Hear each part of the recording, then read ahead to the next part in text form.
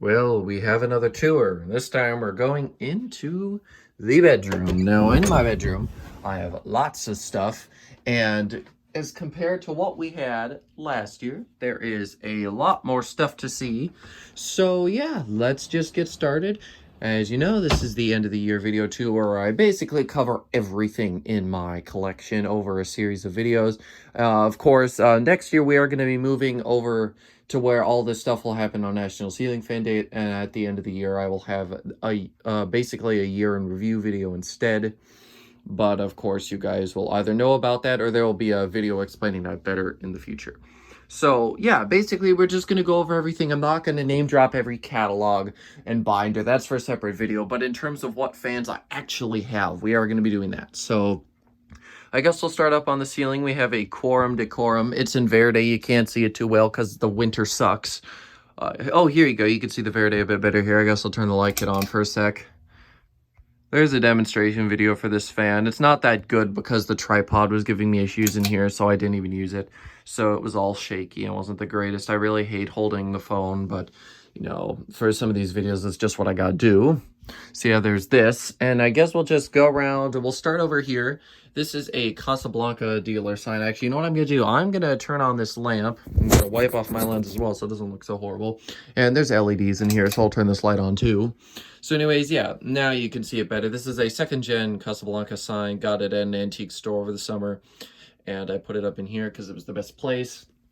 This is basically my binder shelf. This originally I just had a couple on top, but as the binder collection kept growing, eventually the whole shelf just became used for this. And now that it's full, it really does give me that showroom vibe.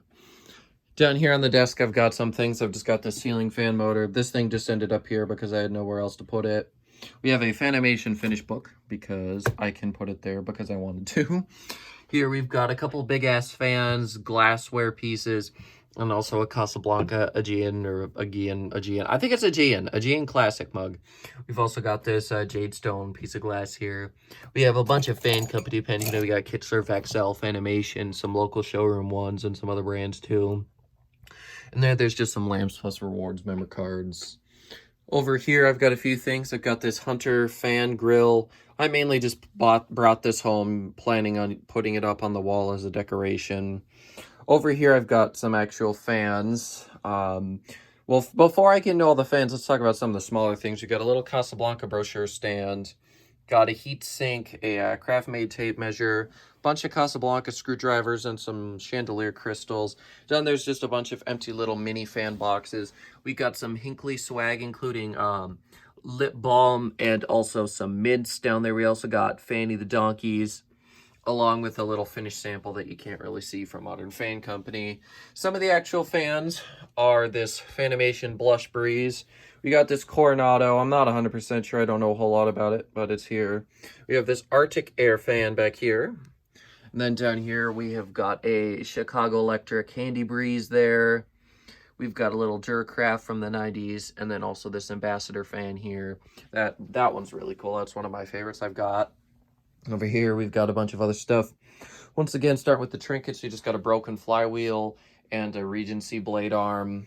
And then we got some Hinkley hand sanitizers there. Yeah, Hinkley had mints hand sanitizers also. It's the stuff that I got this year. That was kind of cool. Then I've also got some fan blade samples there. Some of the other blade samples I have are over there. Or I should say blade, and then I do have some metal samples too.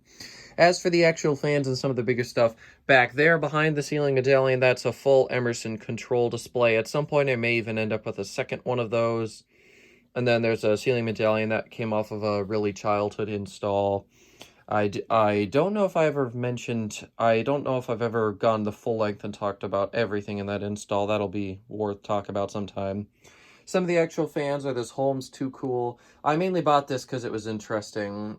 That Emerson Hasek fan down there is one of my favorites that I own. It's pretty rare too, so that one's definitely worth getting. I spent almost $100 on it. Literally, I just got $100 as what was essentially payment for mowing my neighbor's lawn, and then I just spent it all like a week after on that fan. Then we've got a GE. This is, I think, from the 70s. It's got the plastic blade. That's a rather uncommon fan, so I went ahead and bought it. This little Coronado thing was under $38, or it was under, well, it was $28. I was getting mixed up. I was trying to say under $30, and it actually costed 28. My brain, I guess, just put everything together. But yeah, that fan was 28 bucks, and it's another Coronado, as you can see there. I'm not too sure which one's newer. That one's definitely bigger. I don't know a whole lot about them, really. Over here's a wind mirror. That's basically the same as this, just a little bit different. And because there's no oscillation, it's not actually a piece of crap. And then back there, we've also got a Galaxy. I believe that's a 2nd gen, maybe, clear amber blade box fan. Or box fan? What the hell am I saying here? Table fan or desk fan, whatever. Apparently, my brain is just totally screwed. Anyways, here we've got a Windmere standing fan. This one does not have very good oscillation. It's basically broken, and I'm not going to try to fix it. It still does the job for being a stationary, non-moving pedestal fan. Also, it looks kind of cool. So I've got it here.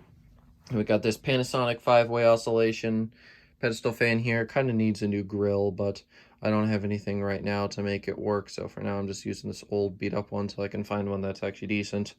Then I've got this big-ass fan's hat, along with a Fanimation canvas bag there. That came from Lightivation. I didn't go to Lightivation, but my local showrooms know that I like different swag and other stuff, so they brought that home for me. And there were some other little things inside of it, too.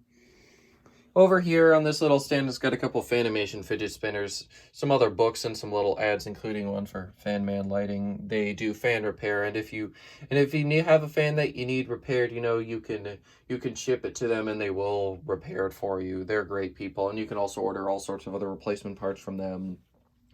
And then down there, I've got an old flyer for that great Fans and Blinds, formerly Dan's Fan City. Moving up here, it's got a couple pull chain switches. They're both not functional. That's why they're here. Got a little 3-speed board there. Maybe this is slumber. No, this has got to be 3-speed. That failed. And then there's also some other stuff here. We got what is that? A collar, I think is what those are called, maybe. I think got a couple other screwdrivers, Fanny the donkey. Again, I've got tons of those things. Some pull chain stuff over here as well. I'm keeping these because those came out of some childhood fans of mine. That's the main reason why I hang on to some of this junk. Like, yeah, it's junk, but it's got a story behind it. That's why I've got it. Got a magazine rack here. Then obviously here's just catalogs, and more catalogs. And then over here we got a Lakewood S223 in peach. Got some fan notepads, including Hinckley, and then just these other funny ones that say fantastic ideas. That's not a fan, so we won't talk about it. But then up here, I'll start by talking about some of the small things. Got a couple of these little D-Hummer controls. They actually make fans loud. D-Hummer is a lie. They're pieces of crap. That's why they're up here. Got a Casablanca board there, Regency switch housing, a water bottle from a local showroom. We've got this, another Fanny the donkey. And then a bunch of these little Emerson things here. Then we've got a Fanimation Mini Breeze. There's a flower fan there as well. I should probably show you. Come on, focus, you stupid thing. We got this little blue fan here, nothing too special. It doesn't even work that well. You've got to wait like a long time for it to actually start up. Should take the batteries out of it at some point, actually. Here we've got a little Room Essentials fan. This Fanimation Light Up Dealer fan. And then we got just a capacitor that's bad, and then a little computer fan. Then we've got a big Dominion fan, one of those later 50s GEs, some Eskimo thing, a 90s Holmes. And then we've got a more recent Holmes vintage style fan. This is actually a really good fan, by the way. A little Duracraft Stack It there. Then we've got an Airmaster Sunbeam, a Kenmore, and then a Superior Electric. And yeah, that is a majority of all the fan stuff I have in my room. There's nothing really else to show you. So stay tuned, because I've still got to go over everything I've got in the basement. Then I still have to name drop all these catalogs and binders and stuff. So yeah, make sure to come back, because we have some of that stuff to look forward to. Thanks for watching, and I'll see you later. Goodbye.